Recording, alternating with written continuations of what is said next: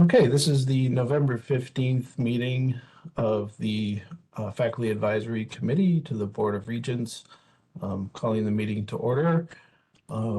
I circulated a tentative agenda, and Lois Amy circulated many minutes that, due to my own sort of disorder in some ways, had not been circulated previously. So the first item on the agenda, the tentative agenda, is approval of the agenda and minutes. I don't know if there's a motion in that regard. I'll move. Okay, so we have Matt Keeney, I think, had his hand up first, so he moves. And do we have a second? I'll second. All right, Mark Jackson seconds. All those, do we have a discussion? Okay, so all those in favor, please say aye. All right. Aye. Okay, great, thank Aye. you. Thank you. Any opposed? Any abstained? Okay, so the agenda and minutes have been adopted. Oh, wait, we have one abstention, it looks like, from, no, I'm sorry. Pam, I think, is raising her hand. So, Just a question about, excuse me, which months of the meetings, are they all 4 sets that Amy had sent me? Or are they just the most recent set of minutes that you just approved? I believe it was all of them. Okay, I could be wrong, though. Please, someone correct me if that's incorrect. Okay, so I think it's all of them. okay, thank you very much. All right, thank you. Thanks, Pam. Okay, so our first agenda item are the report of the chair and vice chair. It has been a little while since we got together. Part of that was due to the fact that for our last scheduled meeting, there was the potential for some of our CT state members to participate in a governance event, which had been scheduled to conflict with our meeting.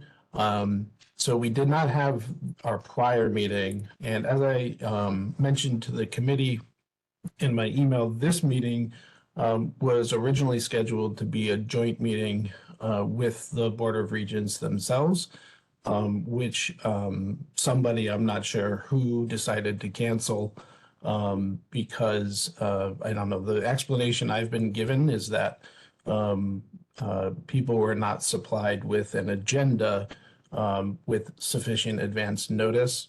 This has been a recurring problem with scheduling meetings with the regents.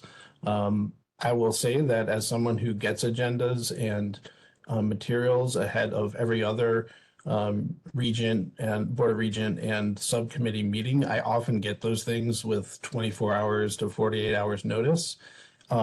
Yet we are being asked to supply materials well in advance of a meeting, or the meeting gets canceled.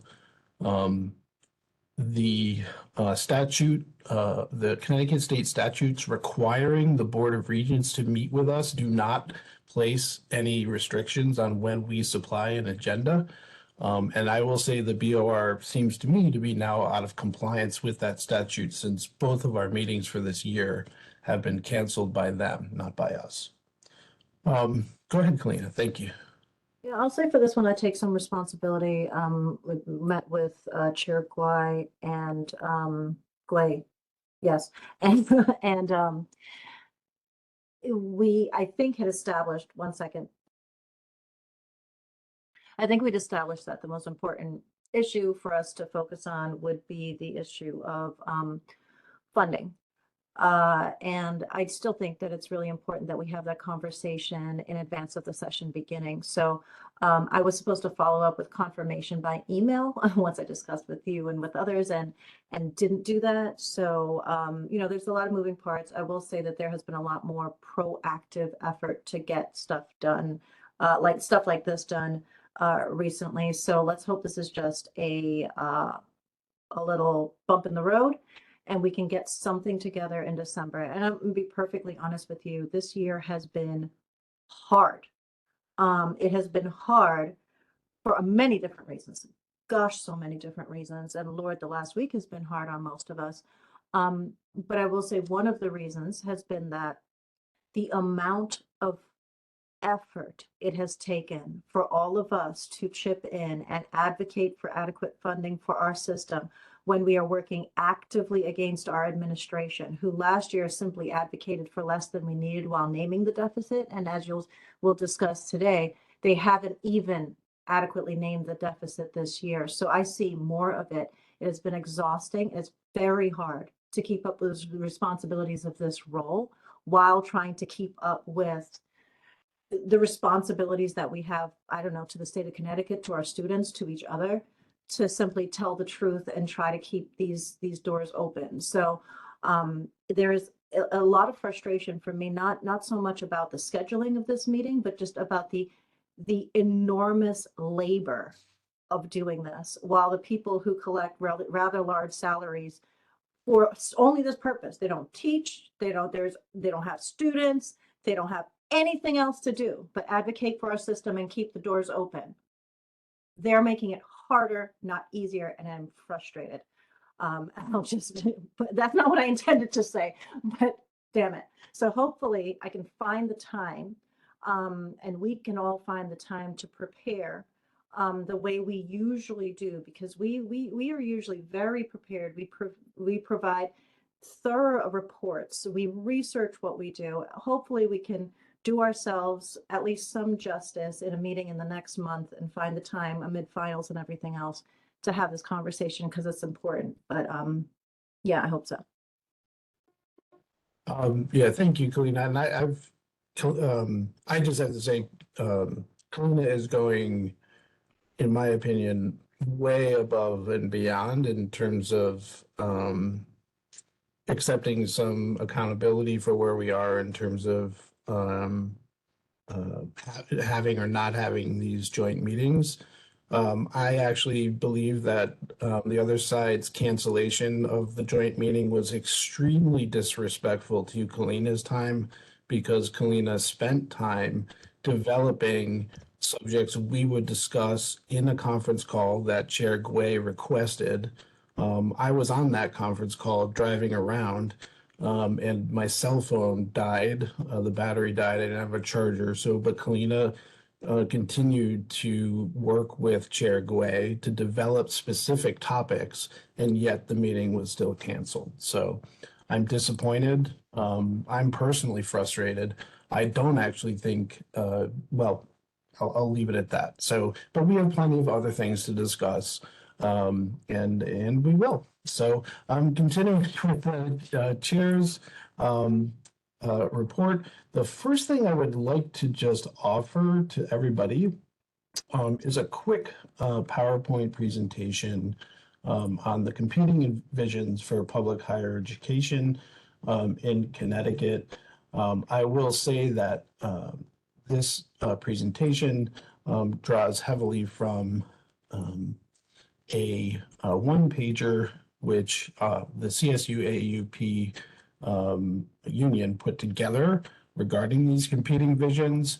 And I think this is going to be extraordinarily important in particular in the coming month, where we will be told things about ourselves, which I do not believe is reliable, and which I do not believe should be any sort of guidelines for where CSCU goes in the future. So hopefully I'm sharing this presentation with you now. I don't know if you can see it. But yeah, so this is about the competing visions for our campuses and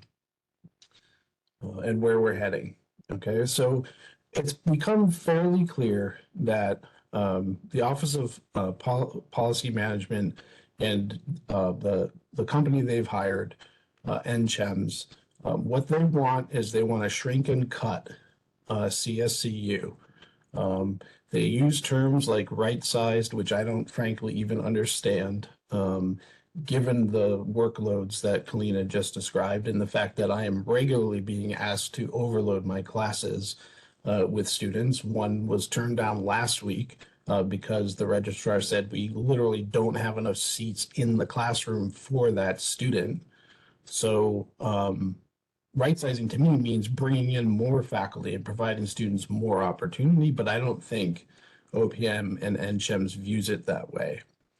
So OPM paid an outside consultant to write a quote unquote report, but I think the best way to describe this from what I've seen is a piece of propaganda advocating for a predetermined outcome that some people, some handful of people, I believe, in this state want, not us. What CSU AUP wants, what faculty wants, first of all, is driven by the fact that this report is biased and one-sided. Now, we have a lot to say about this. This is the very tip of the iceberg in terms of what we have to say about NCHEMS, and there's plenty. If this thing is implemented, it will deny opportunities to many of the residents of our state, and we have a brighter vision of Connecticut where everyone can benefit from an advanced degree. Indeed, many generations of people in Connecticut have had that opportunity, and it should not go away. Just yesterday, Governor Lamont's office acknowledged or claimed that CSCU is thriving. This is a screenshot from an NBC Connecticut television broadcast with a quote from his office, claiming that the administration is still working on a budget proposal and anticipates that this proposal will include support to ensure that this system can continue to thrive. Now, we can actually debate what thriving looks like. I do think one thing that thriving resembles is more students being enrolled, and we know that is happening this year across CSCU. What those students should find when they arrive on our campuses is plenty of opportunities, not diminished opportunities. That's what thriving looks like. So we need more resources, better working conditions for part-time faculty. And I will tell you right now, when NCHEMS looks at other campuses and claims that they are spending less than we are, a big part of that formula is exploiting part-time faculty. What they are saying is exploit faculty, pay them a minimum amount. And people should read an LA Times article about a part-time faculty member there who literally is homeless because he's paid so much, but he loves teaching so much he keeps doing it. That's not what we should do in this state. We need more full-time faculty positions, and we need resources reaching the students in the classroom. In Hartford, you may be seeing numbers coming across a spreadsheet. In our classrooms, we know they're not arriving, and that needs to be fixed. We need greater accessibility and contributions. NCHEMS accepts projections that enrollments will continue to decline until 2040. I did a presentation on this, but they're ignoring studies that question these projections. And they also ignore the many residents in Connecticut who have not been able to take advantage of CSCU because of socioeconomic challenges. As I mentioned earlier, we're encouraged that enrollments are on the rise. We want to see PACT tuition assistance expanded. It's been a wonderful program, in my opinion, for CT State, and we want to see it at the CSUs. NCHEMS admits that it was good for CT State, and so let's do more of a good thing. Let's expand opportunities, and let's see our enrollments continue to rise. Connecticut's motto is Qui transtulit sustinet, and I apologize for terrible Latin because it's not a language I ever studied. The gender-neutral translation of that quote is those who transplanted still sustain. Our motto is not we're running out of trees because we didn't put enough acorns in the ground after the Great Recession, so all is for naught. And that is the drumbeat we keep hearing from certain people. I mentioned in the last BOR meeting, if we build it, they will come. CSCU is drawing more attendance, and that's a virtuous circle that we should build upon. Across the United States now, more and more people need exactly what it is that we offer, and we should support that. We need quality and excellence for all. NCHEMS is in favor of less for the many. They recommend cutting teaching faculty, increasing student-faculty ratios, class sizes, cheaper modes of instruction, and offering only programs directly related to immediate workforce needs. There's no consideration of the quality of what we offer. We believe that all Connecticut residents deserve an excellent education. It requires faculty to have enough time to provide an individual attention, a wide variety of diverse programs, innovative teaching, and cutting-edge scholarship. That requires investment, not cutting. We cannot become diploma mills. That's the essence of NCHEM's philosophy. Too many communities in Connecticut are shortchanged for opportunities over multiple generations. In order for our state to progress, we have to invest in meaningful, high-quality education, providing lifelong skills. If CSCU existed in 1900 and we followed the path of offering workforce needs, we would be offering a major in whaling, going out in ships and harpooning whales. By 1910, the whaling majors would have obsolete skills because whaling ended. We don't need to teach people narrow skills with short-term value. We need to remedy persistent inequality. OPM and NCHEMS focus on the short-term demands of businesses for employees, and they are all about serving the wealthy elite who can afford private institutions. We believe that students beyond that category are deserving of a high-quality education. This provides benefits both to the individual and to society at large. The programs we offer ultimately result in higher incomes, better health, and happier family lives.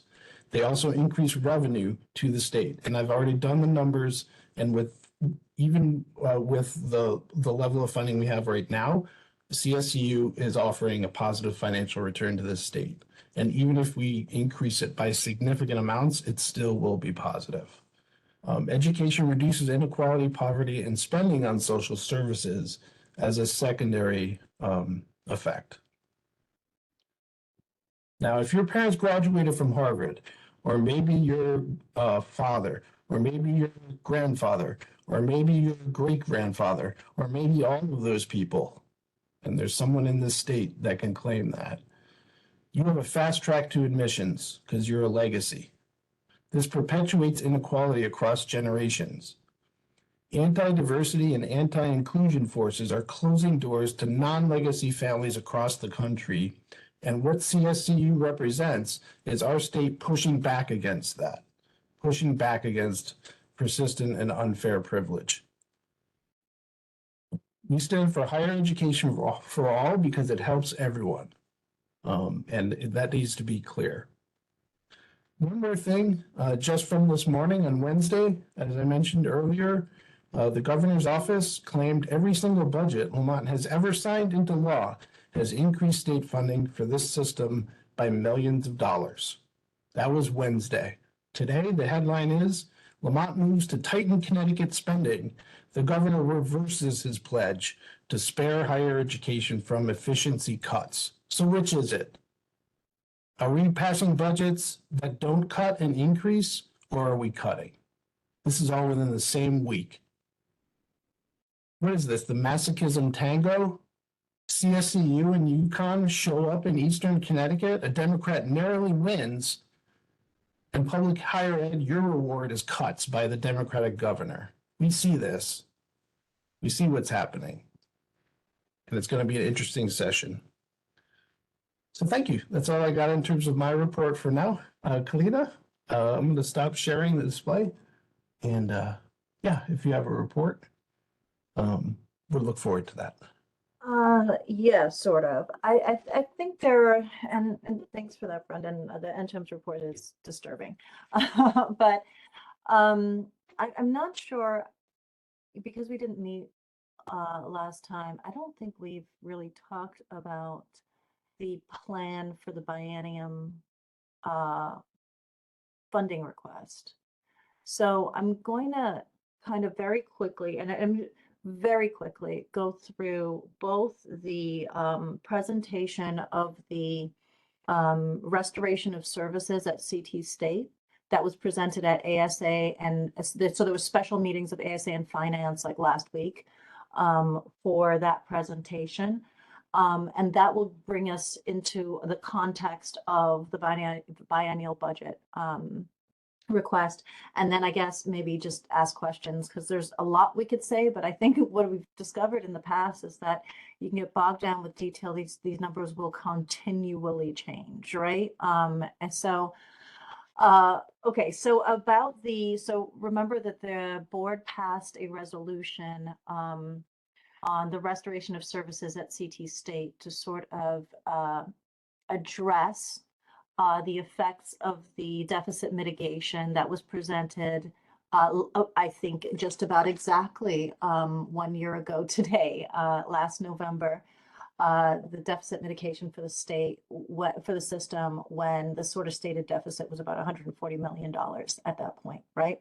A lot of the expenditure reductions, they were a huge amount, but at CT State, the reductions were what we are being told now. I know that there were the actual reductions. If the total amount of expenditure reductions for the system were significantly more, but the amount that's being claimed today is $24 million in expenditure reductions at CT State as of this time last year. So this resolution recommended that certain kinds of student services were prioritized. It did not say it would be limited to the student services, but it did say they should be prioritized and aligned with the sort of strategic priorities of the institution. There was a process of sourcing recommendations from all the different campuses at CT State.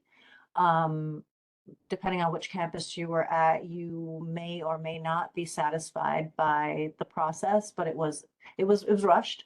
And I think, the intention was there. It didn't go through every level of governance, but it did go through the CT State Senate. The CT State Senate approved provisionally the resulting plan that came out of the president's office. The recommendations, there were, I think, 76 recommendations sourced in that sort of shared governance-y way across CT State. 39 of them were satisfied in this plan. And, or at least there were 39 positions. I know that in addition to the recommendations, there were certain presidential initiatives that were inserted that were sort of a result of sort of strategic thinking about how we could best serve students in our specific situations. So for example, President Maduko has entered in a sort of ride sharing project that would serve folks in the northwest corner of the state where there just really isn't access to public transport the way there should be, right? So there's some I believe that the provisional some of the dissatisfaction at CT State Senate, though they did approve it, they approved it provisionally. Some of the dissatisfaction had to do with the fact that while the recommendations that went through the shared governance process were subjected to, certain kinds of scrutiny, the presidential initiatives were simply presidential initiatives, right? And we're not given the same level of scrutiny. So there was that. And I think in addition, the provision was that could we revisit it to see if we could expand the number of recommendations that are satisfied. But at the end of the day, even though there was some discussion, CT State Senate did approve President Maduko's recommendation.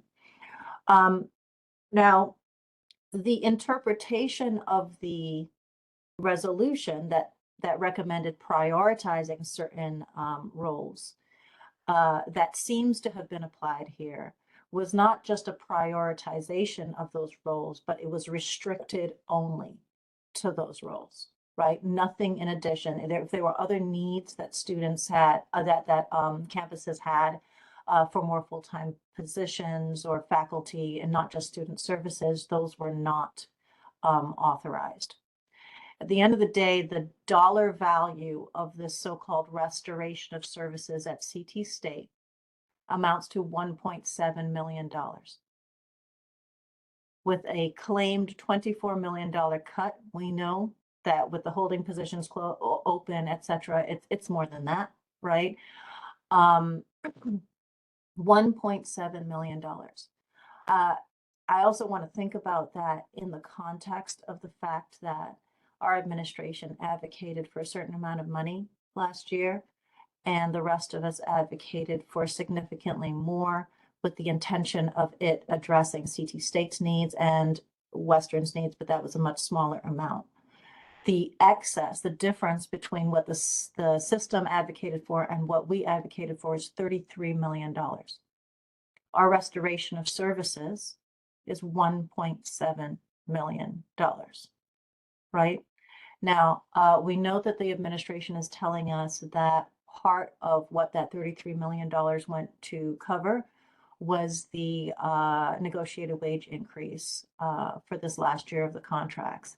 So, okay, maybe part of it, but the budget for our for CSCU still fails to include $14 million that was received from the salary reserve account, right, RSA, from the legislature.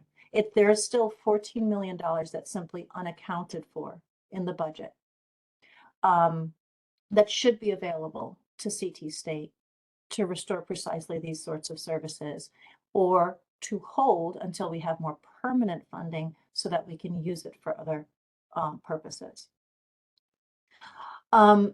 So there is a question about where is the rest of this money?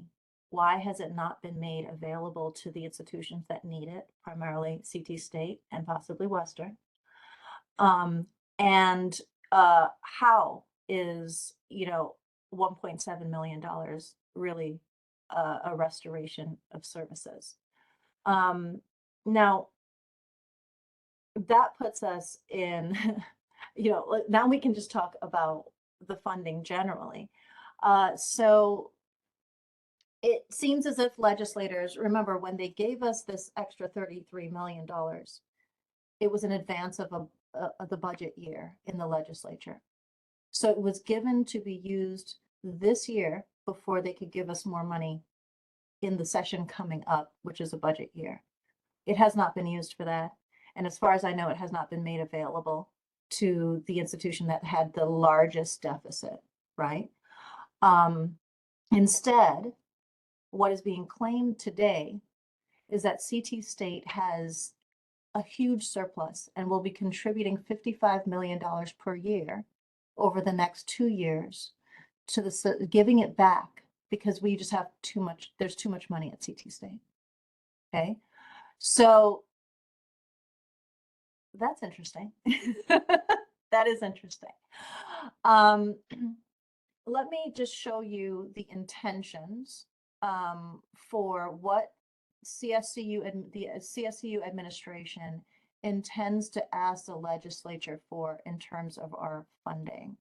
Let me find what so let me open this up. Oop. 1 second. I just lost my page. It's a video and it started moving again. Because the minutes aren't up yet.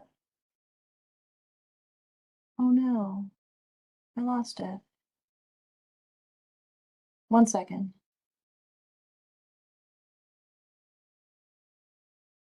Ah, here we go.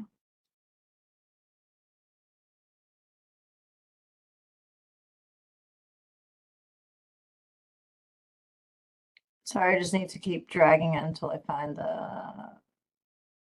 I made it play by accident. Okay.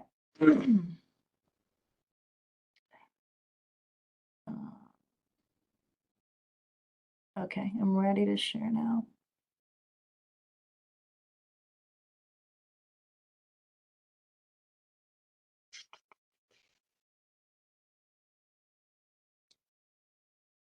Okay. So this is the plan for the next couple of years. They have budgeted a planned deficit of about, oh, remind me, $120 million a year, a little over 120 for each year. 95 million of which will be mitigated by us by contributing reserves, $55 million and $58 million each year, and expenditure reductions. So the decision was, when we're asking for funding from the state, to cut ourselves first, right? To cut ourselves first, to use reserves and expenditure reductions to get rid of about $95 million per year, and then to ask the state only for an additional 20-something million dollars in each of those years. Okay. They're not even asking for what we need to sustain us. They have decided to put us in a 120-something million dollar deficit for each of those years preemptively. Now, so they're not saying this is what higher ed needs. They're saying this is what OPM or whoever it is told us the budget needs, so we will just make ourselves smaller for you. This is how small we can make ourselves. Suddenly, CT State has all of this extra money to contribute.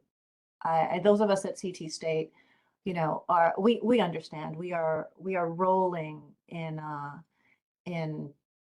resources, clearly. I mean, if we could just stop, you know, stop with the excess.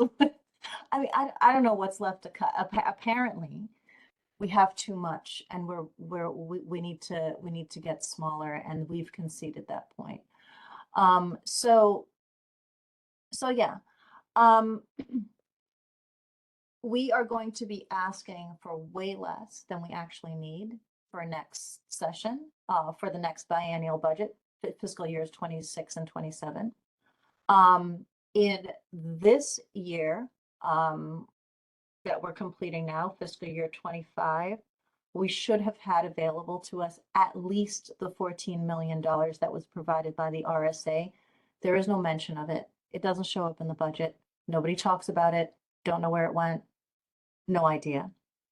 As of this morning, I think an article came out informing us that the extra $20 million that we were hoping for at the end of this year in unused ARPA spending that was supposed to cover the amount that the tuition increase raised, 20 million. So 20 million was promised to us and 20 million to UConn. So CSCU and UConn. We're only getting a little over 10 million of that instead. So just about half. So the board has made a commitment to not raising tuition for the next 2 years, but has under-asked from the legislature. And this loss of another 10 million probably, I don't know what it will mean. Maybe it will mean more cuts. Maybe it will mean they'll increase their ask. I don't know. But that's another little disappointment. And one more fact that I think we learned from these board meetings, these last few board meetings, is that there's a very long list of capital funding requests, right? Bonding money that we need that has been approved by the legislature to simply maintain at this point our facilities. And what we were informed was that the governor has never, so the way that you get your hand on this money is that the governor has a bonding commission that meets, you know, what it's scheduled to meet once a month, but rarely ever meets that often. But he has never released any of the funding required to do basic maintenance. And if you look at the finance committee's packet and you look at those capital requests, it's very explicit. There's a little narrative with each one of the dollar amounts for each one of the institutions or locations. And it, you know, speaks to the deterioration of the buildings. And Keith Epstein, who is, don't remember his title, but handles this facility stuff, is very clear about the fact that the longer we let this stuff go, the more expensive it will be to fix, maintain, etc. And yet not a dollar, right? So for all those quotes that the governor has in the newspaper about how supportive he is of us, he apparently believes that slum-like conditions are adequate for our students. And I mean, you're hearing like unsafe conditions, rust, leakage, floods, etc. It's dangerous in some places, as we have all experienced, and not a cent released from the governor. So, that's, I hope that was clear enough. The so-called restoration of services is minimal at best. And all of the positions are contingent. There's no permanent hiring associated with this, which is understandable given our funding situation, but still disappointing. We have less coming in than we thought at the end of the year by 10 million. We have a missing $14 million that CSCU has not accounted for, which we believed was supposed to help out at CT State and Western, and it's just in the wind. I find that way more interesting than how much a state costs. And our capital requests continue to be denied by the governor. So there is clearly, as you pointed out, Brendan, the NCHUM's report seems to simply be a narrative and justification for what was already planned for us. And it's slow death by starvation, right?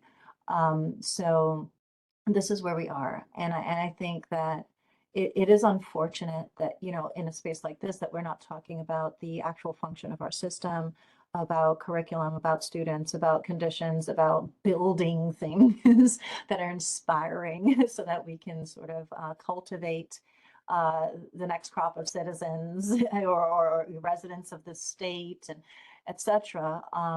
But the fact is, it's existential. And then in addition, we don't know enough about what the potential threats at the federal level are to talk about them, but we can at least gesture in the direction of the fact that we are unlikely to be swimming in federal money anytime soon, and have to consider the threat to Pell Grants. So it seems to me that a lot of our focus is going to have to be on the legislative aspect of, the advocacy that the FAC can do for the next few months. Thanks for that, Kalina. Thank you so much. That's it. And sorry, apparently I talk longer when I don't prepare anything. Thanks, Kalina. I want to apologize, Mike Shea. I think you had your hand up maybe while my PowerPoint thing was happening, and I couldn't see the hands. So that's okay. Yeah. Thank you. Yeah, I just wanted to know if you could send us a copy of that PowerPoint. Sure, I'm happy to. Yeah, I'll send that Not in the around. chat, but whatever. But if you could just send it to us on a regular the email list, that'd be great. Because it was really it was very good. Thank you. And so also yours, Kalina. Thank you very much. It's a very helpful reports. Appreciate it. Sure thing, Mike. Thanks. Pam, you have your hand up there? Just to volunteer, if you don't have a clean copy of the finance PowerPoint that Kalina live streamed there, I can forward a hard copy to you. Thank you. On its way. Thank you very much, Pam. Thanks, Pam. Okay, so our next agenda item has to do with shared governance. And I've been thinking about this a little bit, particularly in relation to the challenges we've been having setting up the joint meetings with the BOR. So I just want to, I have more limited experience as a member of the FAC, but I feel like I've maybe finally pinned down perhaps how some people view the governance structure of CSCU itself. And so I just wanted to share that and maybe even ask for feedback, because I think it's maybe a little bit different than what was envisioned when CSCU was created by the legislature. So yeah, so this is a quick, another slideshow, but it's only a couple slides. Because I've been trying to imagine what exactly the sort of org chart looks like. And I believe this is more or less how it's functioning. So the BOR reports to the system office, and then we are down on the bottom reporting to the BOR, maybe. And I'm not really sure that's the way any, for example, any corporation would operate, right? So the theory of corporate governance is that the board oversees management, holds them accountable, and then fires people if they're not delivering, right? But I'm not. I think this is the way it's working, and that means maybe we have the cart in front of the horse. Which is a problem. Now, I can give you an example of this. So the so-called ACT, dictate the accessibility completion talent. It just kind of fell out of the sky in the summer in a PowerPoint. There was no shared governance process for developing this acronym or these pillars, as they're calling them. And when I looked at the PowerPoint for this thing, it was actually written by a member of Chancellor Chang's staff, but it was presented by the chair of the Board of Regents. So I don't know who is actually coming up with these ideas. And it's not clear to me that if we're going to have shared governance, this is the way it should work. Instead, if you look at the statutes, like FAC is not a subsection of the BOR, right? So there's section 10A1A outlines the BOR, and section 10A3A outlines us. We are not a subsection of the statute establishing the BOR, okay? We are our own organization established in parallel with the BOR. So I think one of the issues I'm encountering is that this is the way I think about it, and I think the legislature thought about it. The FAC advises the BOR on an equal basis, and the system office reports to the BOR, not that the BOR reports to the system office. And this is important because we've notified the BOR that the system office isn't following state law. I've mentioned it multiple times in meetings that they are supposed to be reporting annually on their plan to maintain the distinct missions of our campuses. They have never done that. They have said they were going to find out if it is happening. There's been no response to that. And in fact, the ACT thing itself completely eliminates the distinct missions. There's one set of pillars for everybody. There's no maintenance of unique pillars for each CSU campus, for CT State, for Charter Oak. These are very different organizations, yet we have one set of pillars. And I believe one set of goals supporting those pillars. And this year, as I said, the BOR apparently just doesn't feel like it's obligated to have the meetings with the FAC because I don't think it's going to happen. I joined Kalina in hoping that we can arrange something for December, but those meetings are required of the BOR by the legislature, and they're not happening. So I just wanted to present this because I do think it's part of the sort of discordance many of us maybe feel about how things operate, and also might help explain why they don't operate as well as they should. So I wanted to offer that to everybody. And that's kind of the question of governance of CSCU itself. I don't know if CT State faculty want to chat a little bit about the Senate there and the governance summit that took place last month, and how governance is working at CT State from your perspective, because I know it's a sort of a dynamic process, and I don't know if there's things people would like to share or talk about, but I'll open the floor if there's anything to offer from CT State perspective.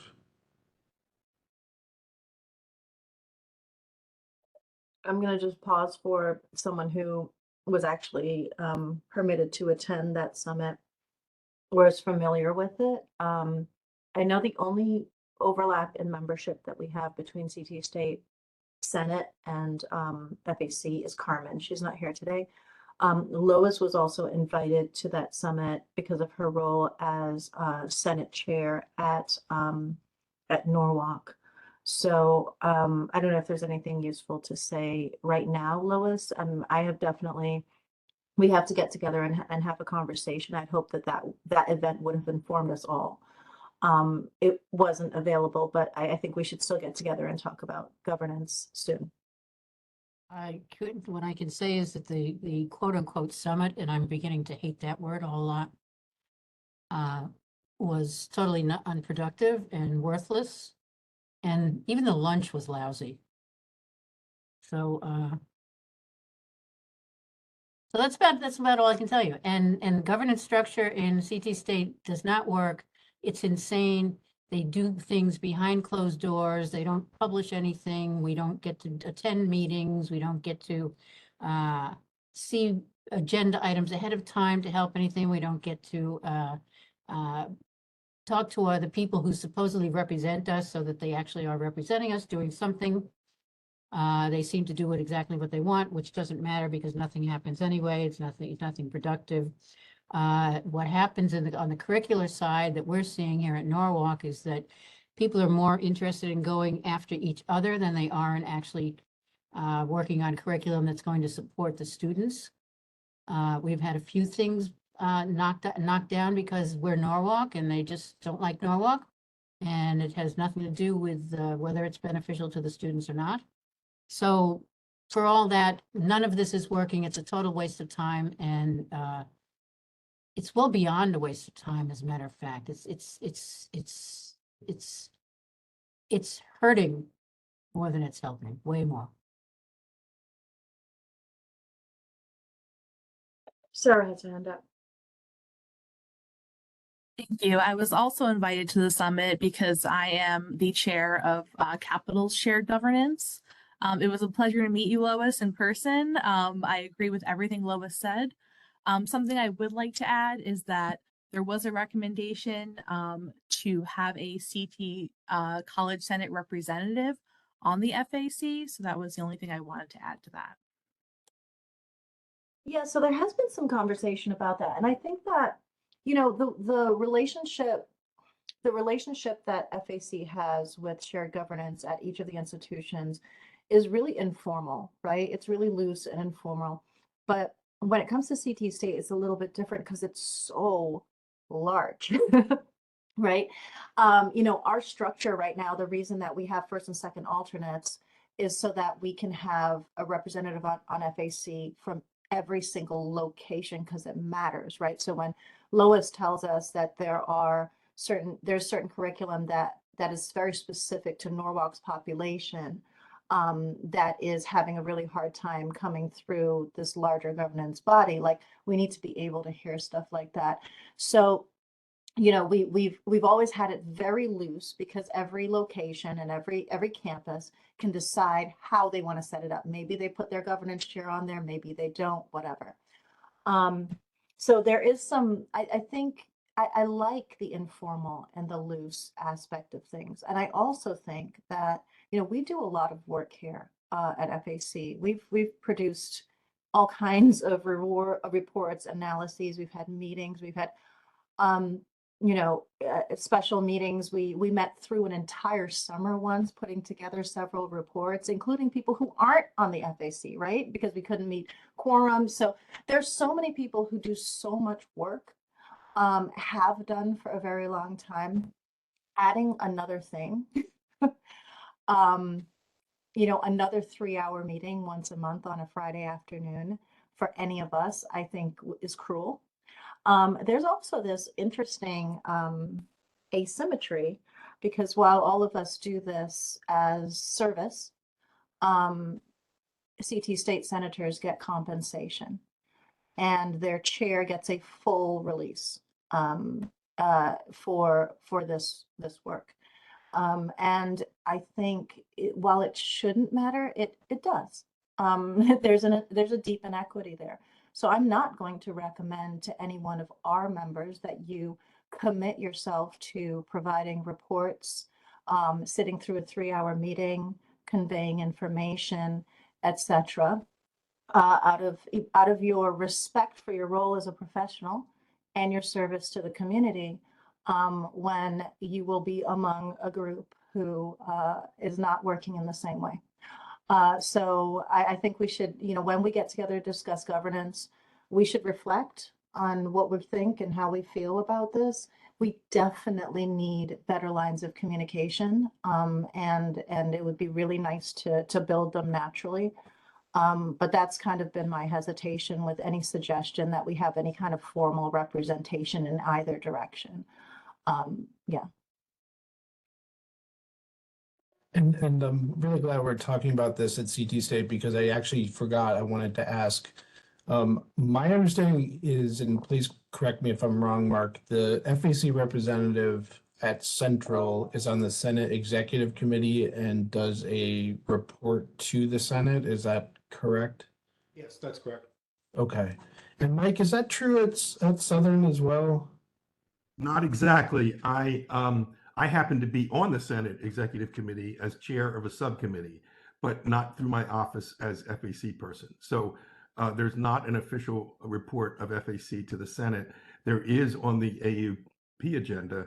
The AUP executive committees do have me attend that, and I report there, but not to the Senate. But we have an interest, kind of, we do have a faculty-only Senate. It's not a university Senate. And the other people that don't technically report to our faculty senate is the AUP. So there's kind of I think there could be more reporting voices to get the pictures clearer, but I think the messages come across anyway, but there's not an official report to the Senate, but there is to the. Thank you, Mike. Thank you. Mark, did you have a hand? Yeah, Mike just reminded me that technically I'm a guest of the steering committee of the faculty senate, and but I do give a report at every meeting as a standing agenda item. All right, thank you. I don't think there necessarily has to be one way to do this. I do believe in diversity of approach and distinct approaches. But at Eastern, I actually think there have been some problems though when the information flow from the system office level onto our campus was only through management. It's not clear to me that accurate information was being delivered to our Senate as a consequence of that, and maybe even in both directions. So it's a concern I've had at Eastern. I actually think Central does it pretty well. I can't speak to any other campus, but I did just want to survey people. Go ahead, Mark. Having said that, Brandon, I do feel that on FAC, I actually hear less from the FAC than I do from our administration. It's like we're the last people to know on the FAC on so many things. And that's usually what my report is to the Senate. It's like, we didn't know that.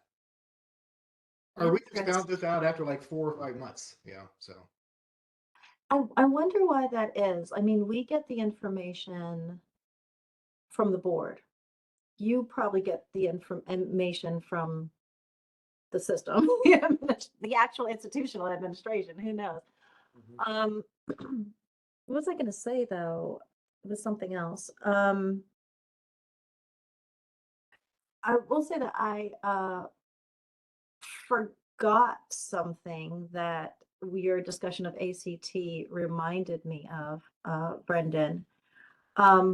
Oh, I was just going to say that I think it's really important, and I have seen that lack also with our Senate, of the sort of like the larger context of the system or the state or whatever. There's only so much you can attend to at a time, and it's very good to introduce that perspective also to the discussions that they're having, right? Like you don't know whether reinstatement of services is adequate if you don't know how much money is supposed to be available to you, and you don't know whether your institution ever got their hands on that money, right? Like you might ask different questions, you might go after it. So I think all of our institutions are in that position where having that system level information from more than one source is going to be necessary for good context. And then your discussion of ACT just reminds me, I don't want to totally take us back off of this topic and off of governance entirely. But one thing I think we forgot to mention, Brendan, was that at the last board meeting, the last full meeting of the board, there was another resolution that was adopted. And it was being handed out for regents were seeing it for the very first time as it was being presented and the motion was being made. So Pam, if you're able to send us also an electronic copy, you might have already done it. I'm sorry if I missed it, but of the financial sustainability resolution, that would be helpful. And it just requires the board to present a plan for actual financial sustainability of the system. And I will say that I appreciated there were 2 votes against the adoption of our biennial budget request, or a biennial funding request from the state. And they were from Elise, right? No. No? Oh, you're right. You're right. Yeah. You're correct. Yeah. Elise and Rick Elise Porth. Wright and Richard Porth. Yeah. And I think Elise was more unclear about whether we were rushing the process, because remember, well, I don't know if I mentioned this here. The proposal had already been submitted to OPM in advance of having been submitted to any board committee. So there was a question of whether it was being approved simply because there wasn't the opportunity to properly modify it, and I think that seemed, from what she said, to be her major reservation. She didn't say much more about the content, but Regent Porth was very clear about the irony of passing a resolution about the financial sustainability of the system and about the goal of that, while simultaneously making a budget request that put us in deficit. And remember that not only are we using $55 million of reserves over the next 2 years to fill the gap, that money won't be there at the end of those 2 years, and the state budget won't be able to accommodate that an increase unless we do something significant. So I'm sorry I forgot to mention that part. I think the 2 votes against is also significant and should have been mentioned. Okay.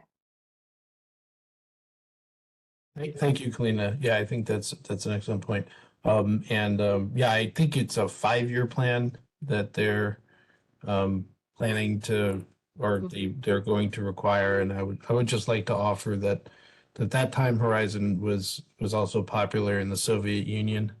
The 1929 5-year plan envisioned 5 million peasant households collectivized by 1932 to 1933. So an interesting tradition that they're following, I suppose. I saw in the chat that David Stoloff sent a message.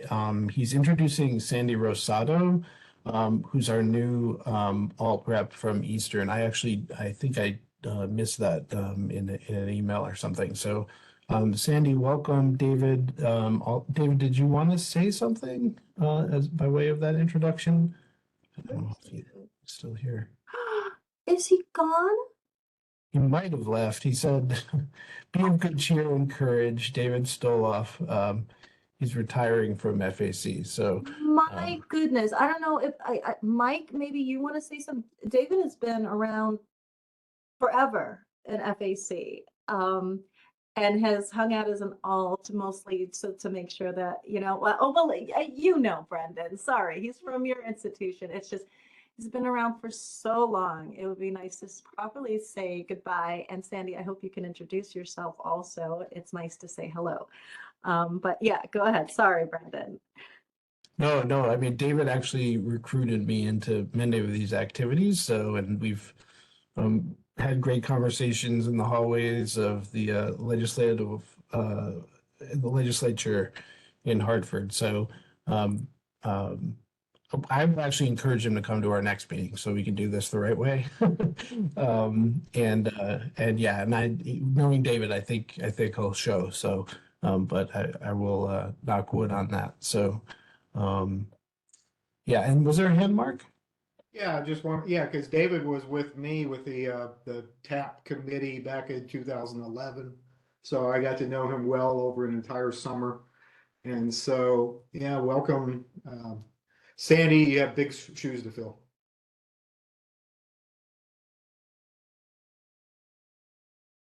Okay, thank you. Yeah, we'll make sure that's a agenda item for our next meeting too. So okay, so our next agenda item is the act framework itself. We've already talked about it a few times up to this point, and just to sort of set the stage, it did seem to come from, in my opinion, it felt like out of nowhere over the summer.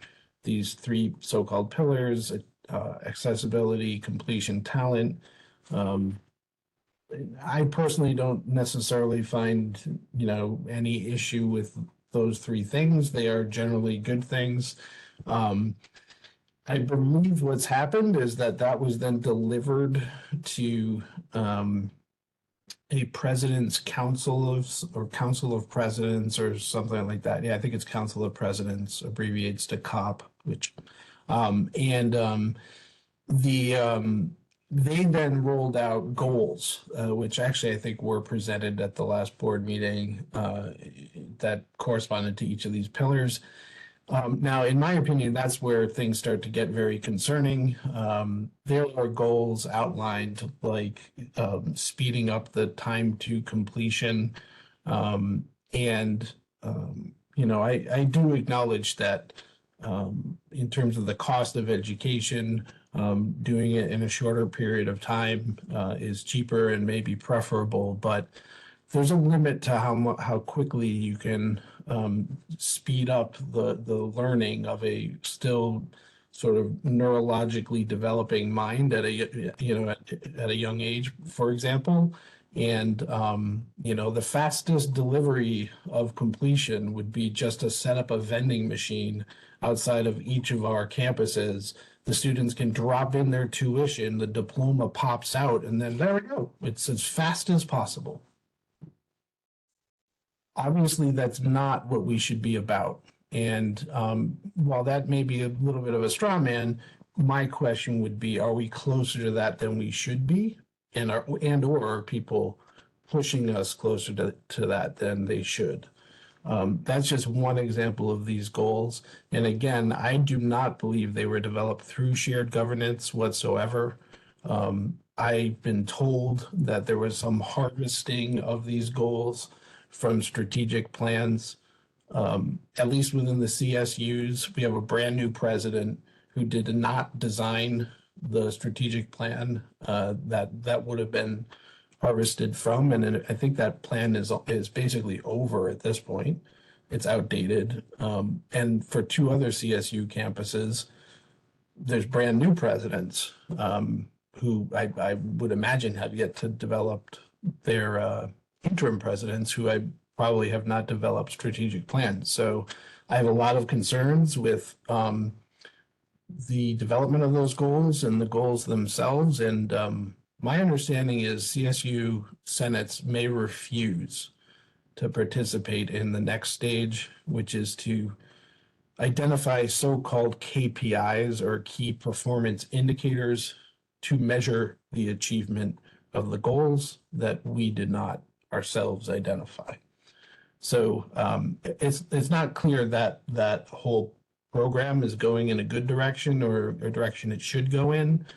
Many of the goals implicate curriculum, which is the purview of faculty and Senate. We do not accept the notion that non-educators should be designing the curriculum for our students.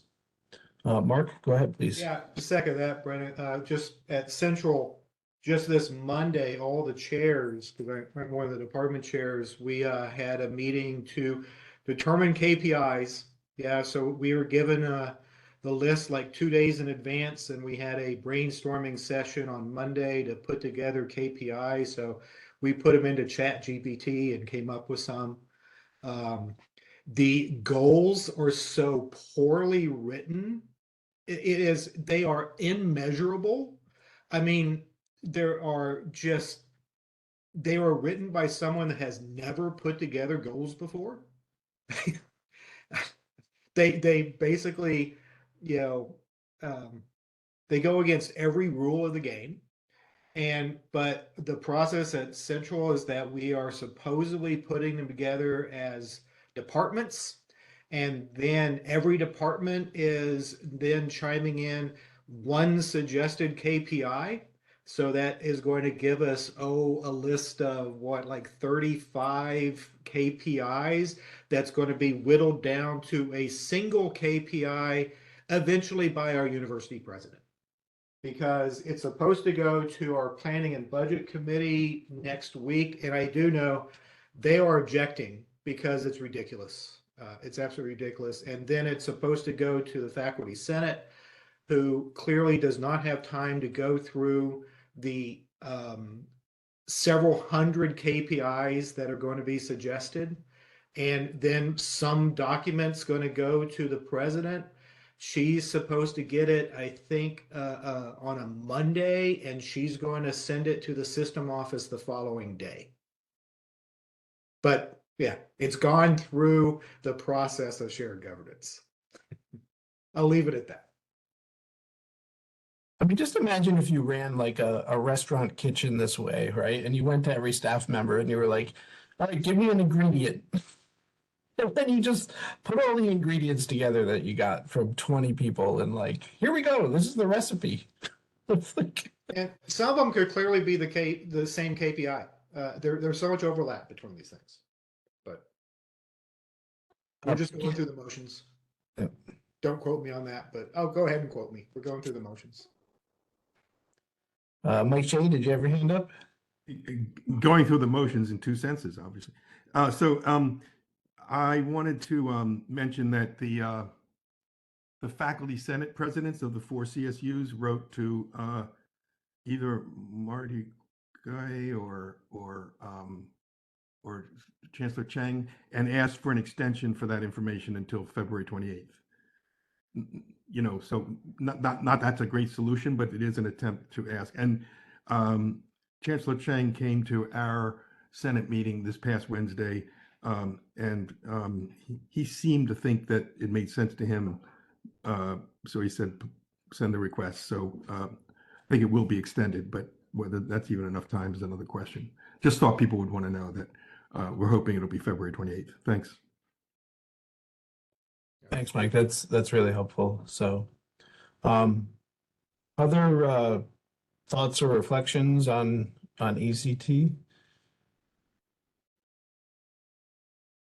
Just say it doesn't matter to me, Mike. I've already suggested my KPI. I'm done with it myself. Excellent. Or AI suggested it for you. Do we know how, so the universities have responded. CT State? Anyone know whether there's a response? Okay. Yeah, Lois. Kalina, what are you asking?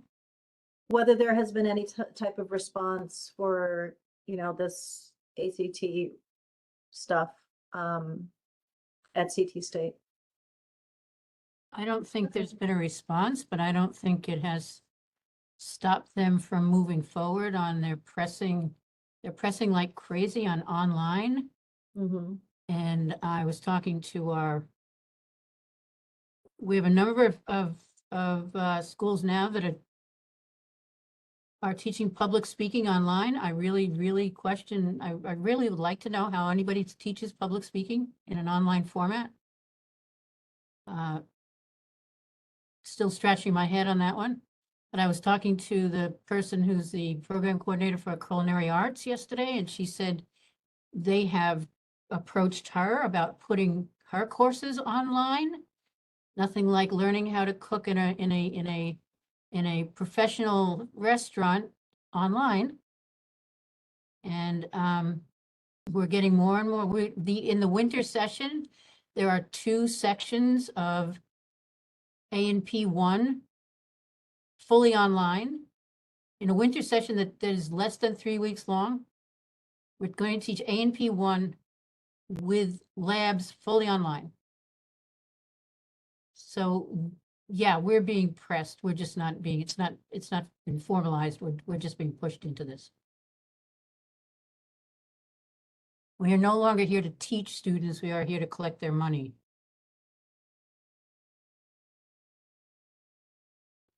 I think Mike Shea had his hand up first.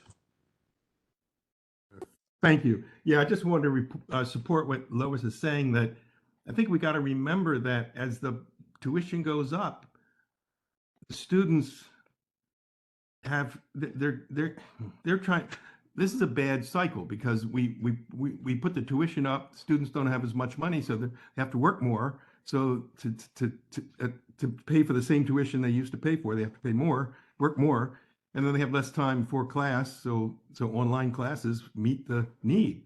And it doesn't mean that they're, you know, if some are taught well, I'm sure, but I think some probably are very problematic and not really doing the quality work that the students deserve, or not giving them the quality that the students deserve. But in a way, it's feeding itself. Somebody's got to sort of make the point that yes, online is popular, but it's popular because we've made the conditions for it to be popular that aren't educational conditions, but financial conditions. So I hope somebody can help the board think about that. And by the way, I do think the board might be willing to hear that. I don't think I think they might be, well, anyway, that's what I think they need to be told. Thanks. Thanks, Mike. Mark Jackson. Yeah, Lois, you just kind of remind me back in, my nephew was a senior in high school during COVID, and he barely graduated because his senior year he picked so-called fluff courses, and one of them was the cooking class. And he darn near failed that class because it was so stupid to him to just film himself putting some chocolate chip cookies into the oven. And he was appalled by that. He said, this is not learning, this is not education. I'm not going to play this stupid game. And Mike, you kind of, you know, the same thing, saying that if we're charging more tuition for a student, they deserve a better quality of education for that tuition. And that's really important. And we really need to not forget about that. And yeah, the online things, yeah, everyone says, yeah, the online courses are the first to fill up. Well, sure, because a lot of students have the mistaken idea that they're easier. And I've been struggling now with trying to catch students up that failed a whole bunch of online courses because they're finding out that it's really tough to learn anatomy, physiology online because you're still going to be held to the same standards. And it's been a disaster trying to deal with some of that. And every time we've had discussions on our campus about you should push more online, that's going to get more students into the doors and or to the virtual doors and everything. But I always try to push back and saying, yes, online's appropriate when it's appropriate, but and students may want the online for not very smart reasons, but aren't we supposed to be the adults in the room that know when an online course is appropriate and when's not? And the science labs, absolutely not appropriate, should not be done. And I know that they're really pushing that. They're pushing us to accept the transfers when we don't do online labs ourselves at Central. And for some of our accredited programs, it's not that terrible for biology, but chemistry has accredited programs that they're not allowed to do online labs. And so it's causing a real conflict of students transferring in. That's my 3 cents. Thank you, Mark. Thanks. I think Andre was next, and then Jonathan. I think if I have the order right.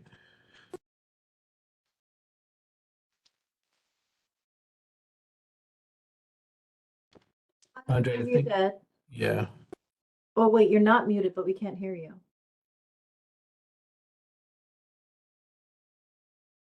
Maybe you can't hear us, Andre?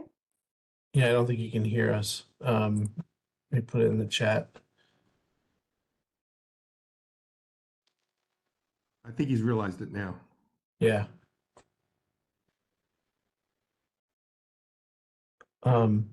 Jonathan, do you want to take a turn, and then we can come back to Andre if he sorts his audio? Yeah, sure. I mean, I just have a brief contribution, and I agree with everything that was said. That this is very good analysis about why the full force proliferation of online without maybe always the right reasons and without a plan or even a valuing of preserving and improving traditional coursework is a problem. And I don't think we can underestimate one of the problems is that the way the increase in online to the detriment of traditional classes affects culture and energy on our campuses. I went to see my brother the other night at the Crystal Mall. He works at the Men's Warehouse as a manager, and I hadn't been there in like maybe 20 or 30 years, and it's a zombie mall. I mean, Men's Warehouse is one of the few things that are open. I sometimes feel like walking in some of our campuses, even like Quinnebog at certain times. It feels like a zombie mall, and that does not bode well. That has a downward multiplier effect on what we can do as an institution and what we can offer and it's some of that is hard to capture in data. I'm a big believer in data, but it's also important to scratch the surface of data and look at where the limitations of data are. I hear about, the outcomes of online classes are, they're comparable or they're better or whatever than traditional in some cases maybe, but there's also and I see this somewhat in the developmental, the ACME discussion too, is that we are human beings, and yes, we're grading on outcomes, et cetera, but it's hard to resist the pressures of grade inflation, given certain conditions and certain circumstances. So sometimes I question some of those numbers, but yeah, that's that hard to capture. I wish we could capture that. What does it do to the culture or community of learners at our campuses? Yeah, can you hear me now? Yeah, we can. Thank you, Jonathan. Okay, Andre? Yeah, the thing about standards, I think after they're done forcing us to do everything online, that's the next thing they're coming after. But the question I really have is this. Has anybody bothered to ask the students what do they think? I mean, my impression is that there's a whole lot of students that do not want to do anything online. A lot of them have tried it and figured it out that it's a hell of a lot more difficult. And a lot of them just want to do on ground. They're allergic to the on ground stuff online. So the problem is the people that are running this system, they're not on the ground with us, so they don't know. The other thing is what I have done, of course, you can't do that with every course, but with lecture courses like mine, because I teach economics only now, what I've done is I've divided every class into two sections, one on ground, one online. And so I have 10 sections, okay, but it amounts to the same number of students. And then I just, as the enrollment goes on, I just change the composition of the class. And so that way you get a lot of, I can have a lot of people enrolled. And then what I tell the students is that it's up to you. All the materials online, you can do the whole thing online if you want to. But if you signed up online, we are welcome to come to the lectures. And I've got about 4 students coming into the lectures. They've decided at some point, actually, most of them early on, that they need extra help. I said, well, you can just come into the lectures, and they do. So that's just whatever, an idea. That's really, Thank you, Andre. yeah. Thanks, Andre. Kalina? Too. Yeah, so I mean, just want to, we're pointing out the disciplines where it seems it's inappropriate or not ideal to do stuff online. I mean, I teach philosophy, and there is a sense in which it's more traditionally suited if you structure it well to online. And I've been very proud of the way that I've run my online courses for over a decade now, right? So and I teach both. I teach online and in person. But if, anytime I have a student who says, hey, I'm taking your class, I'm like, the on ground one, right? Take the on ground one. It is so much, it's just so much better, right? And you get so much more from it. Now, of course, there are like excellent students who do excellent work and have the time and space to actually think through their responses online and get a lot out of the online classes. Those just happen to be the minority of students. And if you think about CT State, like the majority of our students are first gen, for example. So being on campus, being introduced to like the culture of just the expectations of college is like huge part of it, and it serves them well all the way through. And then at this moment with disciplines like mine, we're in a particularly difficult moment because so many students have learning loss because of the COVID years, and their ability to write has been impacted. So, doing that at a distance from someone, like, students who are trying to interact with me about their inadequate paper by email or whatever, right? It's so inhumane. They get so intimidated. It's like, it's so different for if you're in the classroom with me, and it could be a learning, growing, nurturing experience. You cannot give that to a student like at a distance. And then plus we have AI. And none of us knows how to adequately deal with AI written papers, but we know we are receiving them. So like all of that to put together, we should be moving in the opposite direction of online right now. And instead, it's becoming harder and harder to run sections of on-ground courses because they're spread so thin because everybody's flocking to the online. So just wanted to insert that because like I think it will be a while before we're able to adequately deal with AI generated papers in our courses, and we should be thinking really hard about that. Elena, I think Brooke had her hand next, maybe. Yeah, thank you. Sorry about joining late. I didn't think I'd make it at all, but we had a cancellation in an interview. But I just wanted to say, coming from Charter Oak perspective, I hear what everybody's saying. I just want to make sure that we think about in terms of partnership, in terms of the system, because we do not offer any on-ground classes. And so I was hired on like 5 years ago now.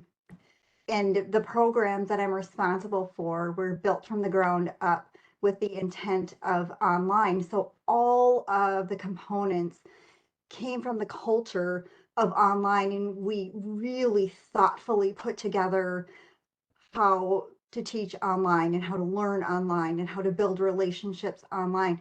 But on the other hand, when you talk about labs, we automatically say you need to look at our CSCU partners. We won't offer that here. That shouldn't be online. So I think if working more congruently together in terms of what makes sense online and offered where. When we did meet last Friday in terms of the KPIs, I think 75% of us were program directors. So at least that thoughtfulness came that it should be coming from an academic perspective. And then it was our president and our provost. And we did work through the first edition, I guess, of what we would offer to go out to the greater Charter Oak community to assess and help us whittle down KPIs to select. But I did want to say, some of them were difficult, but some of, for example, the example you brought up, Brendan, we actually luckily had just completed our strategic plan at our organization, and I could see how that made such a difference versus coming in with one that's been in place. And so having that, for example, ours was the 4+1 program for the speeding up of the completion rate. But that was one of our strategic plans. So it just happened to mesh well with that offering. There wasn't any other offering that we could produce for that measure, but it just so happened that we went through the BOR process to have a couple of fast track programs. So like a 4+1. But again, just saying, the intent of the build of the courses within Charter Oak are very, very intentionally to be online. And our population is mid-30s, for example. They're working, a lot of them are coming back for second careers. So what, what is the intent for who's the population, so all of that. But just don't forget about us. We really want to be a partner within the decision making. And again, we would never say, yeah, we can do a lab online. No, we would say, let us help you find one within our partner institutions. It just makes sense. And Brooke, can I just jump in for a second? Because I think not everybody always remembers or knows the mission of Charter Oak either, right? And that's important because Charter Oak is designed to help students who have already attended maybe more than one college or university elsewhere piece together a coherent degree. So the presumption is they already have experience with a college community. They are relatively mature. They, they have certain skills and have demonstrated that elsewhere. So that's a very different thing from an open enrollment institution like ours, for example, at CT State, et cetera. So there are reasons why your design can be tailored to that population that don't necessarily apply to us. And, even when we're talking at the board, I think that very often we're talking as if Charter Oak's just an online college. It's not. It's online college with a very specific mission, right? Except that mission and I think that changed matters. last year, Kalina, and it has morphed. And I don't think it has probably gotten out as well as it should be. So we are focused more on identifying ourselves as an online college versus a credit aggregator. We would sink if we remain just a credit aggregator. So a lot of our programs now, we have a lot of our students coming directly from CT State with the college tuition match program, and we have a lot of programs who are serving a younger population.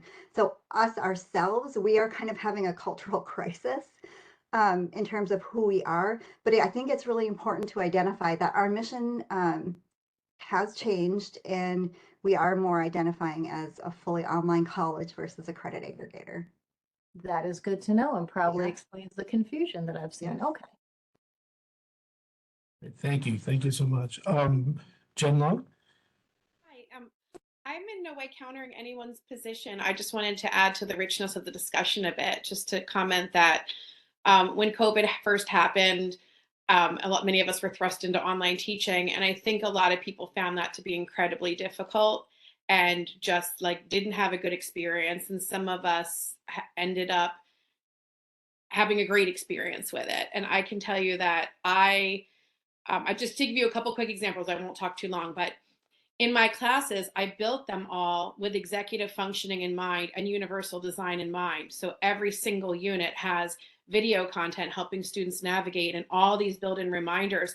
And in my live remote classes, students are moving in and out of breakout rooms, and every single student has this assigned task specific to their personality type to work on the opposite skill that's going to help them develop their ability to speak effectively in the classroom. But I really micromanage my classes. And secondly, I build a lot of content, I've done a lot of research. And I think that part of it was because during that time, there was funding for me to meet with other faculty who taught online, who trained me and showed me what was possible. And I did a ton of professional development because I was intrinsically motivated for it.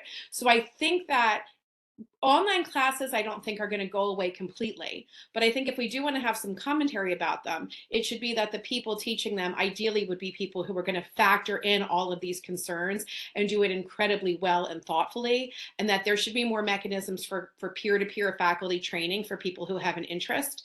And when we lost people like Toby, who did so much beautiful content for video content to embed, that was a problem.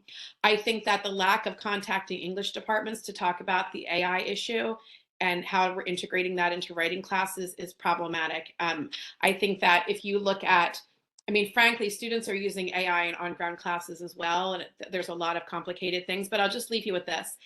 I have students who live in New London who, in order to even get to the Three Rivers campus, it would one way be a 45-minute bus ride. These are students who are young and they have children. And in my classes, Their children are on their laps. Their children are running in the background, and it does not faze me. So I also think that and we have to think about the fact that for some of our students to pay for childcare just to ride a bus for 45 minutes each way and be in perhaps a 6 credit class when they can have an embedded tutor and be live with a very thoughtfully designed course with a lot of interventions. Like, I don't think that we should just sort of make blanket statements that all online is problematic, because I think it's nuanced. And I think what we really want to get at is ways to help people, is that faculty are in charge of the courses for specific reasons, and that motivated people have opportunities to do things well, as opposed to, I think I absolutely agree with the labs. And I secondly agree with the idea of, in a staffing crisis at the last minute, the wrong person gets in teaching online. And I have observed people teaching online where it has been a disaster. But I can tell you that in these meetings, I don't feel like I miss a beat by any of what we would have done in a live room right now, because you guys are all awesome. You share your screen, we move in and out of things. There's not technology problems, and none of us had to drive. So, I think that we have to be mindful of advances in technology too. And again, I don't say that to counter anything. I just want to develop more context for the richness of the discussion. Thank you. Thanks, Jen. Thank you so much. I think Mike Shea was next. Yeah, I think so. Thanks. Jen, I think that's really a good point. I think we got to remember that it can be really good. I mean, on ground classes can be shitty too, right? I mean, it all depends on how good the teachers are. So, and it's not just good because it's online, or bad because it's online or on ground. So I think you're right that we really need to think about that. But I would just say that it seems like we're, in a sense, moving into new business here.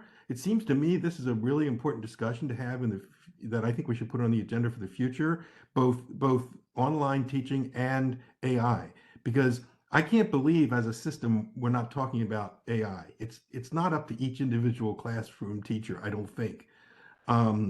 It seems to me that's got to somehow be. It doesn't mean they have to pass rules. I just think we need to sort of talk about how AI is affecting what we do in higher education, particularly in writing classes or classes, in particular in student writing. And I appreciate Mark's response from the faculty member who told him about the lab reports, because, as an English professor, and I think Jen probably knows this too, and you can just tell when the students have turned in AI, because it's good in a very flat, uninteresting way. It's just kind of flawless, but it doesn't usually meet the assignment. So anyway, so the mistakes are actually wonderful to see. So I just think we should talk about that and the AI, and I think we need to do it in a way that results in a report or something to the board, because before decisions are made about online classes and how they're handled, I think we need to sort of educate ourselves and them about the pitfalls of it, because it's so easy, it looks so attractive to do it, for all the wrong reasons. And I think we just need to, I think this is a really helpful discussion that we should somehow, produce some sort of report that talks about what the good sides and the bad sides of online education are, so we don't fall into some stupid position where we're just relying on them all the time. And I'm hoping that we can also talk about the dates before too long, because so that I just want to raise that. Thanks. Thanks, Mike. I made a note of following up on online and AI. Andre? Yeah, as I was trying to go from fully on ground to online in 2020, I found a tool that I found quite useful. It's a software that's called Perusal. And basically, it's a sort of an interactive annotating thing. And what it allows students to do is, as they're reading, because I did put all my lecture notes online, I actually wrote them out, is as they're reading, if there's anything they don't understand, they can just highlight it and then ask a question. And the beauty of that is that, first of all, it's available to everybody. So it's usually once one student is asking a question, the rest of them don't get it either. But the other thing about it is that I don't have to ask them, so what context was this in? Because I see the context immediately. So it's really helpful. I recommend it. It's called Perusal. Great, thank you so much, Andre. Thank you. Jonathan again? Yeah, just brief, we are beginning finally some discussions about AI. That I've subjected Jen to some of my monologues about this, but I just did a PD presentation, Center for Teaching presentation for our campus about AI and our policy for the English and our guidelines for the English and communication areas. So I'd be looking for, I would look forward to talking more about that with FAC, and we have to talk about it everywhere. Because one thing that I'm seeing is that things are moving very, very quickly. And I think in part it's driven by the fear of not being on the cutting edge of things, rather than slowing down and really paying attention to what's going on. So anyway, I've been doing a lot of reading and thinking about this, and of course I still have many more questions than I do answers, but I am concerned about some of the things that are already established about how to use AI. In fact, I was just looking at a report of a committee, Charter Oak, which on AI usage for students, which basically says, student uses, it's okay if you use up to 50% of their paper is AI, then that's acceptable, and unless they have a particular rubric that allows for even more. So yeah, I know, but there are things that are definitely worth looking at here, and we need definitely a lot more discussion. The problem is there's so many things to discuss. Thank you, Jonathan. Thank you so much. James?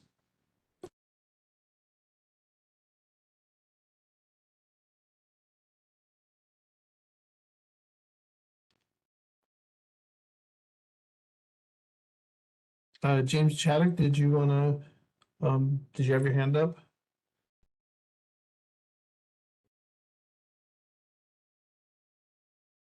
It looks like he's unmuted, but can't hear him. Oh, there we go. No, we can't. We can see you now, James, but we can't hear you. Check with Andre. Can you hear me now? Now we can. All right. Okay, I think my earbud is not working well. Yeah, it's about the online courses. Like every new things, there is pros, there is cons, okay. Like they said that when COVID hits, right, online was the way to go. Yeah. And I don't think that is something that is going away. And I think this is a big discussion right now for mathematics people. Me personally, that I teach mathematics and sometimes for into like our engineering students, like do they have the skills necessary to navigate around the problem?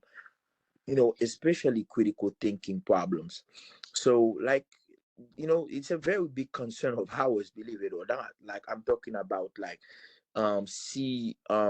computer science major students, okay? Like, how can you develop your own code? Like when you teach discrete structures, all of that, there is a lot of heavy skills sometimes. And before I wasn't really skeptical with the online, now I'm starting to be skeptical to it. It's because when I teach pre-calculus on the springs, when the students are arriving to my courses, their algebra level, it's like they never sit down into an algebra class. And sometimes I'm like, how can I move forward into the curriculum that was presented to me? So this is very, I'm not saying bad, but it's alarming. So I think what I do when I do an online class at the city state level, I don't usually like, except statistics, usually I go fully online or something like this. But usually I do something called like OLCR or LCR, like meanings that they're gonna do the stuff online, but I will usually require like the midterm or the final be taking on campus. So like, what I mean? So like at least one of those exams, like, since it's cumulative, that at least for me, my standpoint, that's how I approach it. So you can fully really remove the online because it's beneficial to a lot of people. And like another instructor says, like you're taking a 45-minute bus ride to put your kids at a daycare, and there's a lot of money and involved and all of that. And it's true. It's really true because not every student has a car. Believe it or not, not every of them really has a car. So, but by providing the lectures online, and then sometimes I'll give like a test or two online, but the midterm or the final must be at least proctored. At least I know for my peace of mind that the next student I'm sending to the other instructor will have something concrete. Or if it's an instructor, like, reach out and say, hey, so and so, how is so and so doing in your class? Then at least I have something concrete to say, hey, I have that test. I know so and so was able to navigate around that. Okay. So the concern is that, yes, it's not going to go away. Okay. We can't fight against it. It's really popular, and it's, how do I say, it's convenient to a lot of people, but at the same time, us as instructor, we need to really find a way to see what we can do so that way we can solve some of these problems. And then with AI, especially in mathematics, there is so many apps that can really do the stuff for you. So that's another reason, especially my engineering students, okay. That's why I usually propose maybe the final or midterm can be proctored, on a campus or something like that. If we can collaborate with one another to be like, you know what, I need that test, or a final or something like this. So at least we know they're learning the skills, and at the same time, they can take the class online and be able to, get the best of both worlds. That's all I wanted to add. Great, thank you, James. Thanks so much. Jennifer Long? Hi, thanks. I just wanted to make a suggestion about how FAC might be able to tackle this issue efficiently. On each campus, I'm on this Connecticut Coalition of English Teachers, and we've been talking about this, and it's going to be one of our upcoming themes for the year. But I'm also on CFT, and in CFT, we've tried many measures to go through the dean's office and also through our library staff, and lots of issues that come up about the ways that we use AI. But at the end of the day, it's too much for it to be a grassroots effort at each campus. I think one of the things FAC might consider doing is asking a rep for each campus, what walls have your CFT hit, and trying to get funding support, understanding, and a voice for this, what's happening in your English groups and your English departments as well. I think that might be an interesting way to report back and hear from everyone. Like, are we all just giving up collectively at our campuses because we have no larger position? I think we can discuss it forever, but it's not going to matter if there's no structure in which we get support to look at this effectively. So I would argue that we generate a list of the frustrations and limitations of what faculty can do now to act as a collective voice about ways we can get more resources to combat this. I think that's a really good idea. Thank you, Jennifer. Kalina, you had your hand up? Yeah, so just in response, I know that we've gone really far on this conversation, but I just want to make sure that we frame it right. So first of all, I know that at CT State, there's a new AI presidential fellowship that's seeking applications now, and they intend to put out recommendations next semester, maybe, I think it is, or something like that. So that it does seem to be a system level effort in terms of AI. But I just want to this conversation, of course, online is a great resource. Like I said, I've been teaching online for 10 years, over a decade. I'm really proud of my classes. I think they're good. And they are absolutely necessary for all of our student populations, and can be done well. I don't think that's in question. I think the question is that we've kind of crossed the threshold now where online is a given and is taking so much of a share of our students. The question is not whether we are being thoughtful enough about providing adequate online opportunities to the students who need those online opportunities. The question is whether we're thoughtful enough to provide adequate on-ground opportunities to the segment of students who absolutely need the on-ground opportunities. And as that number gets smaller and smaller, it gets harder and harder to schedule times that serve all of those students' needs. So we get a larger and larger share of students in online courses who really needed an on-ground experience. And they might even tell you that they wanted that on-ground experience, or might discover that they flail. So I think, the conversation is much, it's broader than like online versus on ground, but just like how do we assess and then address the actual needs of students, because they need all of these modalities, right? Thank you, Kalina. Thank you. Jen? Thank you. I just very quickly wanted to add that I think if we could add to the conversation later, the PAC piece, I think it will be really meaningful, because if guided pathways advisors are advising students into 12 and 15 credits, even when they have, significant reading learning disabilities that have been undiagnosed, I think that it makes the online piece even harder, because there's, it's so easy to kind of forget your online class if you're half on ground as well.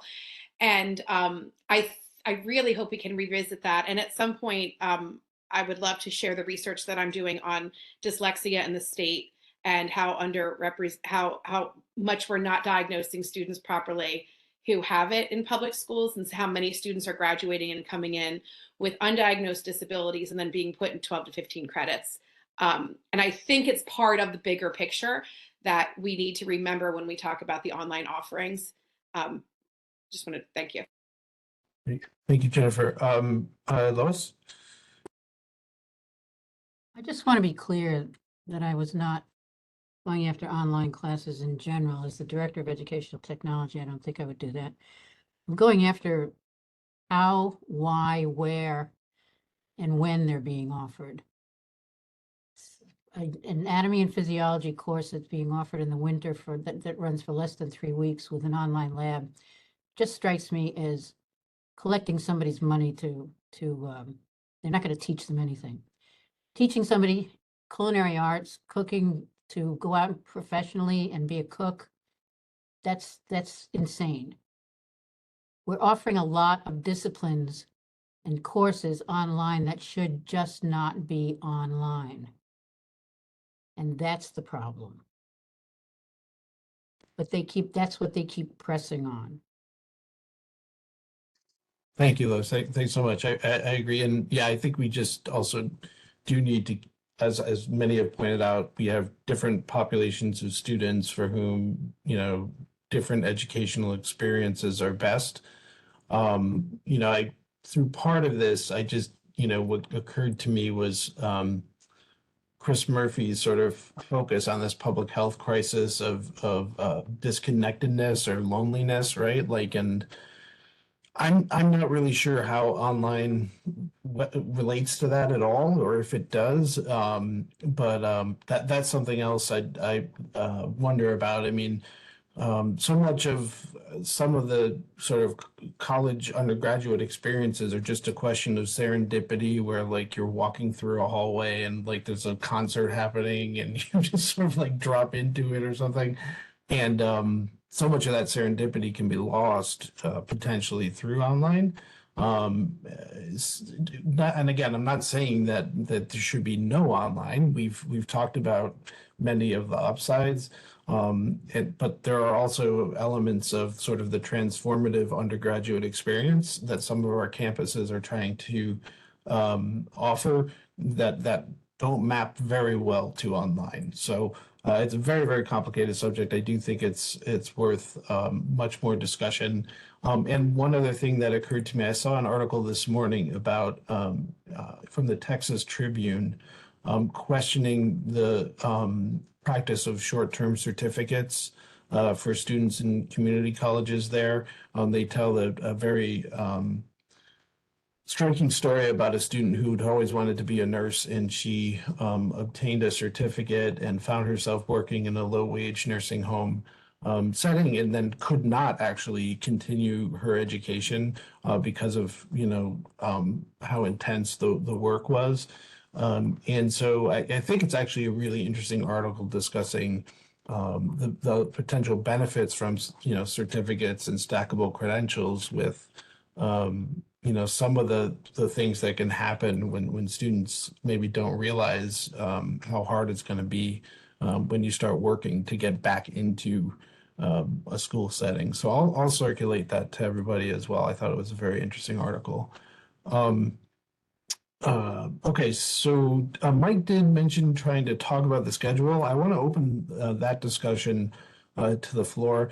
I sent it only this morning, the proposed dates for our 2025 meetings. Someone did email me to say one of them is a Saturday, and I will say we should not plan on a Saturday FAC meeting. I think that was the October date. I did not verify that, but Mike, did you have your hand up there?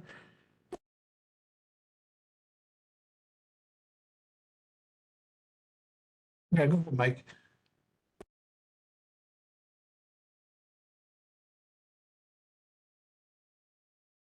Oh, I'm sorry. God, I thought I was unmuted. Jeez. I just said everything I was going to say and nobody responded. So I just was going to say, Brendan, I thought I hadn't received the list, but I think I didn't check the bottom of your attachments. So I just want to go check the dates. That's all I was going to say, was that I thought I didn't have the dates, but I probably do. Thank you. Sure thing, sure thing. And yeah, we don't necessarily have to vote these up or down today, because like I said, I just forwarded them to this morning. So is there anything other than that Saturday date? Is there anything anyone wants to mention or observations they have about the dates that were proposed? Go ahead, Mark. Yeah. Yeah, I move changing October 11th to October 10th, but I would be happy to vote on it today because I'd like to get my schedule set up for the spring. I need to arrange department meetings around this meeting because our department meetings are also for Fridays. Same. Yeah, and I sent Pam a message that the 10th is of the Friday. Yeah, I think you meant 10th. Yeah. Okay. Thank you. Kalina? I feel like March 14th is going to be a badly attended one because it's right before spring break. So I don't know if we want to reconsider that one. I also think we should just cancel July. Just kidding. I also propose that we send the agenda for the June and November meetings to the Board of Regents now.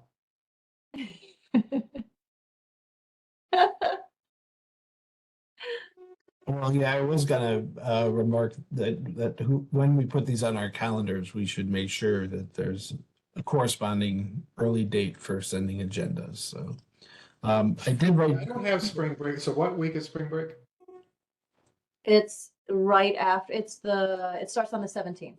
So that Okay, would I be haven't like, put that in my calendar yet. So or is that the 17th? Yeah, so it would be like the Friday before spring break begins. so maybe the 7th or the 28th would be better. Yeah, maybe the 28th. Let's see. And the next one is the 11th of February. April so that's 11th. pretty close. Yeah. So I can I think Pam's here, but I know there's a lot of moving parts too in terms of the other committees that BOR may be trying to schedule as well. So maybe we can give a couple days to see if we can move around those dates and they won't conflict with anything. And then we can kind of come back to this. Or, well, I was going to say we could maybe try to vote on a new draft of the schedule remotely, but I'm not sure we're allowed to do that. So, so we may have to come back to this just as Pam revises things. How about we lock down everything but March, since other people are trying to make their schedules around it? Okay, sure. Yeah, that sounds good. So okay, so I guess there was a suggestion to change October 11th to 10th. Nope, there was a motion. Motion, excuse me. It wasn't seconded though. Oh, okay, is there a second? There's a second. So, so I think there's a proposal to accept the dates with an amendment to move the 11th to the 10th and not to accept the March date, but to ask for an alternative to the 14th. So, is there a motion to accept the dates with those changes? Mark, just before we do that, can I just ask, is there a reason why we don't just want to do March 21st? Oh, that's the Friday. Never mind. I get it. Sorry. It's actually during spring break. No, I get it now. And then we don't. But want- you know, we don't either want we to- do the 7th, which is only 2 weeks after the February one, or we do the 28th, which is only 2 weeks before the April one. So it's like, I would just argue that maybe we could decide that now, and I would Yeah. argue that one before spring break, the 7th is better because business, you're more likely to be, I think we're more likely to be ahead of business that might come up if we do it on the 7th than if we do it on the 28th. I agree. So I'd like to propose an amendment to our motion and just say, and change the March date to March 7th. Okay. Is there a second for that? Second that. Okay. All right. So now, oh, Pam has her hand. Yes, please. Pam. Can someone just repeat what just happened? Are we changing? We thought we were going to cancel the March meeting and now we're simply moving it to March 7th? That's correct. Okay. And what was the other change? I got dates and numbers in my head confused. October 11th is changed, or 10th is changed to the, October 11th is changed to the 10th. Okay. Thank you very much. I appreciate it. Okay, great. So is there a motion to accept the proposed schedule with the 2 alterations of moving the March 14th date to March 7th and the October 11th date to October 10th? So moved. Okay, do we have a second? Second. Okay, so Mike Shea moves. I think I heard Mark Jackson seconding. Any discussion? Okay, we'll move to a vote then. All in favor, please say aye. Aye. Aye. Aye.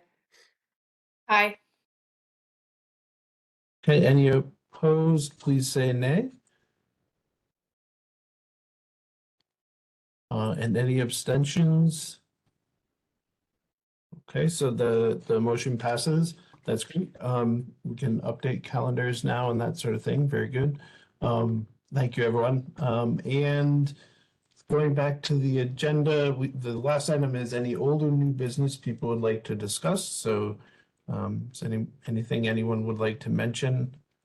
I now have as new business following up on questions of online learning and AI, and possibly collecting from our different constituencies some information about frustrations involving maybe one or both of those subjects. So we'll follow up on that. But are there any other old or new business items?